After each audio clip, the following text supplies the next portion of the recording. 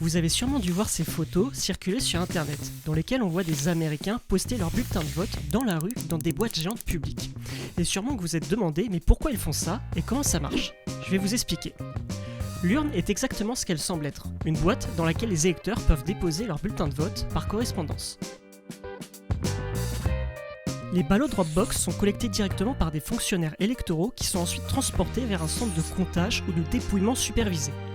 Alors que dans le cas où les électeurs envoient leurs bulletins par la poste, celles-ci sont récupérées puis traitées dans le réseau postal où les bulletins seront triés, ce qui peut déjà rallonger pas mal le processus.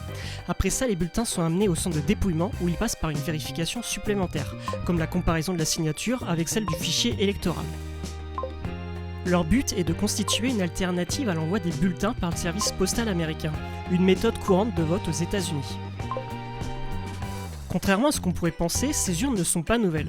Elles ont commencé à être utilisées dans les années 90 dans certains États de l'Ouest, notamment l'Oregon, pionnier du vote par correspondance. Avec le temps, d'autres États ont commencé à adopter ces pratiques, comme Washington et le Colorado. Mais c'est surtout la pandémie du Covid-19 en 2020 qui a accéléré leur démocratisation. Face aux contraintes sanitaires, ces boîtes de dépôt ont permis d'offrir aux électeurs une option de vote sans contact, répondant ainsi à une demande accrue pour ce mode de vote. Concernant leur sécurité, ces ballots Dropbox sont conçus pour être inviolables. Elles sont généralement fixées de façon permanente au sol et disposent de serrures robustes, ainsi que des dispositifs de sécurité pour résister aux tentatives de vandalisme ou de vol. En plus de ça, elles sont généralement surveillées par un agent ou à défaut par des caméras de vidéosurveillance pour assurer une sécurité totale. Côté incendie, selon les fabricants, ces urnes sont censées pouvoir y résister. Ce système a d'ailleurs permis d'éviter que 400 bulletins partent en fumée à Portland, dans l'Oregon, ce lundi 28 octobre. Par contre, dans la ville de Vancouver, dans l'État de Washington, la même journée, une boîte a pris feu, détruisant des centaines de bulletins malgré un dispositif de suppression des incendies.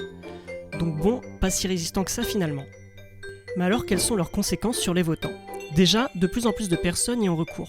Selon les données du secrétaire d'État de Washington, on constate une augmentation du nombre d'électeurs qui les choisissent. En 2023, par exemple, plus de 56% des votants s'en sont servis. Sinon, côté tendance à voter, c'est difficile à dire. Selon une étude de William McGuire de l'Université de Washington, une réduction de 2,1 km de la distance moyenne entre les électeurs et leur Dropbox la plus proche a entraîné une augmentation de 0,7 points de pourcentage dans la probabilité de voter pour les électeurs de la zone concernée.